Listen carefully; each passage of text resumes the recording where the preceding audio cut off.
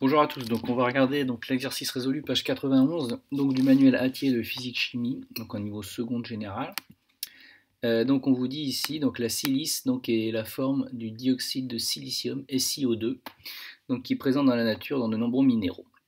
Elle est utilisée pour fabriquer du verre qui contient environ 70% en masse de dioxyde donc de silicium ou silice.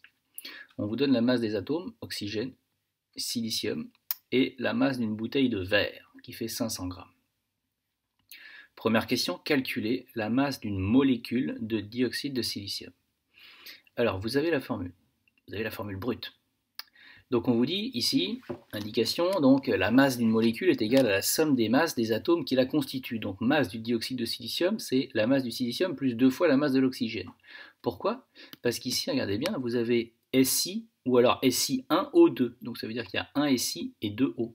Donc c'est pour ça qu'ici, ils ont multiplié. Alors quand on met 1, généralement, on ne le met pas, ou par défaut, c'est 1, mais on ne l'indique pas. Si pour vous, ça vous rassure de rajouter 1 fois la masse du silicium plus 2 fois la masse de l'oxygène, allez-y. Ensuite, ils ont remplacé par les valeurs et ils ont trouvé 1,00 fois 10 puissance moins 25 kg. La petite phrase à la fin qui va bien pour indiquer le résultat. Ensuite, on vous demandait donc de calculer donc le nombre grand N de molécules de dioxyde contenues dans une bouteille. Alors on vous dit que le verre contient 70% en masse de dioxyde de silicium.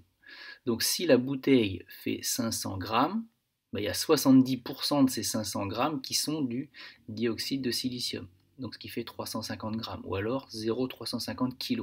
Alors pourquoi ils ont mis en kilos? Parce qu'en fait, on avait tout mis en kilos avant, donc vu qu'on veut appliquer la formule grand N égale petit m sur petit m dioxyde de silicium, où les deux dans le fiche de cours, si vous regardez, sont en kilos, c'est pour ça qu'ici ils ont converti en kilos. Donc en gros ici, ce qu'il faut vous dire, la question je peux la reformuler, dans une bouteille qui contient 0,350 kg, sachant que la masse d'une molécule c'est 1,0 fois 10 puissance moins 25 kg, combien il y a de molécules donc dans ces 0,350 kg. Alors soit vous connaissez la formule et vous l'appliquez, soit vous faites, encore une fois, un petit tableau donc, de proportionnalité. Vous faites un tableau de proportionnalité entre la masse et le nombre. Donc ici, par exemple, pour la masse, et vous avez le nombre. Vous avez la masse pour U molécule de SiO2. Vous avez trouvé dans le sujet que ça valait 1,00 fois 10 puissance 25. Donc vous écrivez 1,00 fois 10 puissance 25. Ça, en gros, c'est votre référence. Ensuite, vous, on vous demande quoi? On vous demande, dans le sujet, de calculer un nombre, grand N, de molécules. Donc ça veut dire que dans votre tableau, ici, vous allez forcément chercher un grand N. Donc ça ne sert à rien d'essayer d'aller le mettre, c'est ce qu'on cherche. Il faut que je remplisse pour pouvoir exploiter ma proportionnalité, il faut que je trouve la masse. Et bien la masse, regardez bien, en kilos, on vous dit que c'est le verre, c'est 0,350 kg, c'est du dioxyde de silicium. Donc c'est du dioxyde de silicium, 0,350. Ça c'est bien du silicium, sauf qu'il n'y en a pas qu'un. Parce que s'il n'y en avait qu'un, la masse ça serait 1,0 fois 10 puissance 25. Donc là en gros, maintenant, vous n'avez plus qu'à faire votre petit produit en croix, vous cherchez petit n. Alors il y en a qui le font directement, mais en gros ici vous obtenez grand N égale, donc normalement vous faites ça fois ça divisé par ça. Donc 1 fois 350, je vais l'écrire, 1 fois 0,350, et vous divisez par 1,00 fois 10 puissance 25. Regardez bien le calcul que je viens de faire, j'ai juste utilisé de la proportionnalité. Je n'ai absolument pas trouvé de formule, je n'ai pas eu besoin d'en apprendre. J'ai juste parti du fait que je connaissais que pour une molécule, je connaissais la masse que j'avais calculée avant. Et bien regardez bien ce calcul, c'est exactement le calcul qu'ils ont posé ici. Donc en gros, eux, ils l'ont posé en appliquant la formule. Si un jour vous êtes perdu dans vos formules, raisonnez sur la proportionnalité, j'insiste vraiment. Donc là, vous trouvez 3,5 fois 10 puissance 24.